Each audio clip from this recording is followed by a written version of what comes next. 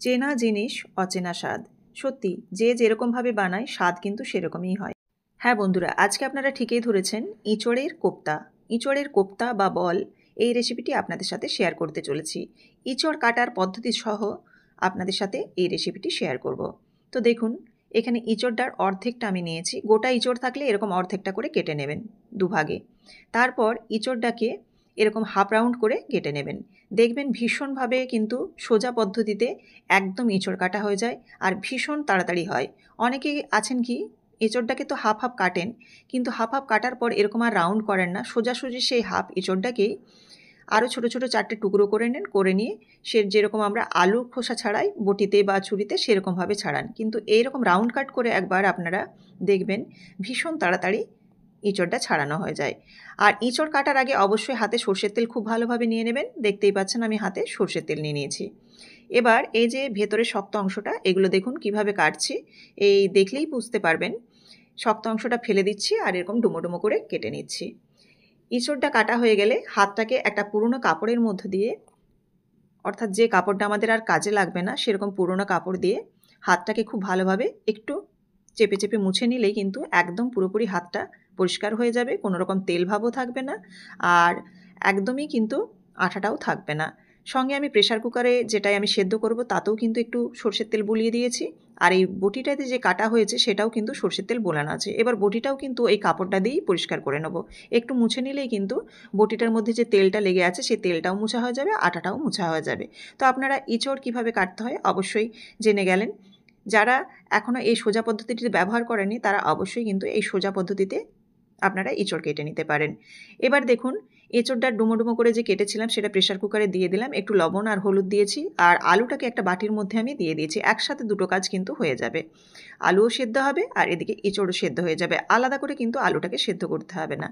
এবার আমি দুটো সিটি দিয়ে দিয়েছি। এমনি নর্মাল এঁচোড়ে আমরা সাধারণত একটা সিটি দিই যাতে বেশি গোলানো হয়ে যায়, কিন্তু যেহেতু কোপ্তার এঁচোড় সেজন্য একটু ভালোভাবে সেদ্ধ হতে হবে আর আলুটাকেও সেদ্ধ হতে হবে, সেজন্য দুটো সিটি দিয়েছি, দিয়ে কিছুক্ষণ রেখে দিয়েছিলাম। রেখে দেওয়ার পর দেখুন, এই গরম অবস্থায় এঁচোড়টা এবং আলুটাকে বের করে আমি একটা ম্যাশার দিয়ে ম্যাশ করে নিচ্ছি। গরম অবস্থায় কিন্তু মাখলে আলুটাও একটা দলা পাকিয়ে থাকবে না আর এঁচোড়টাও কিন্তু খুব ভালোভাবে মাখা হয়ে যাবে। এবার এই ম্যাশার দিয়ে মাখার পর একটু হালকা ঠান্ডা হয়ে গেলে এবার কিন্তু হাত লাগিয়ে হাত দিয়ে মেখে নিতে হবে। এবার ম্যাশারটাকে আমি রেখে দেবো আর এখানে দেখুন হাত দিয়ে এবার ভালোভাবে মেখে নিচ্ছি। ইঁচড়ের যে বীজগুলো, এগুলো কিন্তু খুব একটা শক্ত নয়, নরমই। এগুলো কিন্তু একেবারে মিহিভাবে মাখা হবে না, একটু বীজগুলো গোটা থাকবে, কিন্তু শাঁসটা যেটা সেটা মাখা হয়ে যাবে এবং আলুটাও সুন্দরভাবে মাখা হয়ে যাবে।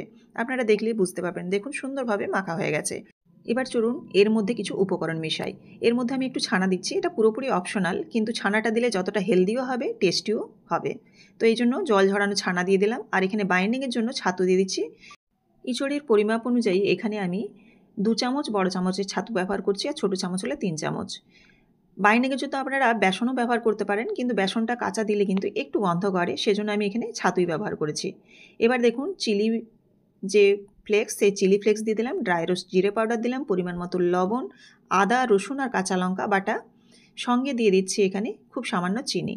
এই উপকরণগুলো কিন্তু খুব সামান্যই দিতে হয়েছে, খুব একটা কিন্তু বেশি দিইনি। আর আদা রসুনের পরিমাণটা একটু কম দেবেন, যেহেতু কাঁচা আদা রসুনটা সেজন্য কিন্তু একটু বেশি দিলে উগ্র গন্ধ করবে।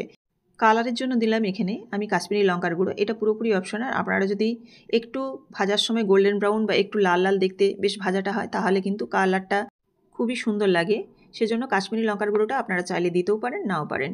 এবার দেখুন এখানে আমি গোল গোল আগে প্রথমে বল করে নিলাম, তারপর একটু চ্যাপ্টা করে নিচ্ছি। কোপ্তা সাধারণত সবাই চ্যাপ্টা করে, কিন্তু অনেকে আছেন যারা বলও করেন। তো এখানে আপনারা আপনাদের মতো সাইজ করে নেবেন। এখানে চ্যাপ্টা হিসাবেও করতে পারেন এবং গোল হিসাবেও করতে পারেন, বা ওভেল আকৃতি যেটা আমরা সাধারণত ভেজিটেবল চপের ক্ষেত্রে করি সেরকমভাবেও করতে পারেন। তো দেখুন এখানে আমি গোল গোলই সবগুলোকে বানিয়ে নিচ্ছি আমার সুবিধার জন্য। সমস্তগুলো হাত দিয়ে আমি বানিয়ে নিলাম। এবার এদিকে দেখুন কড়াই দিয়ে দিয়েছি সাদা তেল, সরি এখানে কড়াই নয় কিন্তু আমি তাওয়া ব্যবহার করেছি। কড়াতে জায়গাটা অনেকটা কম থাকে, সেজন্য অনেকগুলো যেহেতু কোপ্তা কড়াতে সেভাবে হবে না, সেজন্য আমি এখানে তাওয়া ব্যবহার করেছি। আর তাওয়াতে কিন্তু শ্যালো ফ্রাইটা খুব ভালো হয়, এই জন্য ননস্টিক তাওয়াতে খুব কম তেলের মধ্যে কিন্তু এই শ্যালো ফ্রাইটা হয়ে যাবে। কোপ্তা সাধারণত শ্যালো ফ্রাই করলেই কিন্তু বেশ ভালো, ডিপ ফ্রাই এখানে না করাই ভালো। যেহেতু আমরা সবাই এখন স্বাস্থ্য সচেতন, সেজন্য কিন্তু এখানে ডিপ ফ্রাই না করে এরকম স্যালো ফ্রাই করলেও কিন্তু দুর্দান্ত হবে। আর দেখুন কতটা সুন্দর দেখতে হচ্ছে। যেহেতু কাশ্মীরি লঙ্কার গুঁড়োটা দিয়েছি, সেই জন্য এরকম দুর্দান্ত একটা কালার আসছে। তো রেসিপিটি যদি ভালো লেগে থাকে অবশ্যই লাইক, কমেন্ট এবং শেয়ার করবেন, আর সাবস্ক্রাইব করে বেল বাটনটি প্রেস করে দেবেন। দেখুন কোপ্তাগুলো এপিট ওপিট দুপিটেই আমি গোল্ডেন ব্রাউন করে ভেজে নিলাম। আর এই কোপ্তা দিয়ে কিন্তু অলরেডি একটা রেসিপি আমি দেখিয়ে দিয়েছি, আরেকটা রেসিপি কালকে আপনাদের সাথে শেয়ার করব। ভালো থাকবেন, ধন্যবাদ।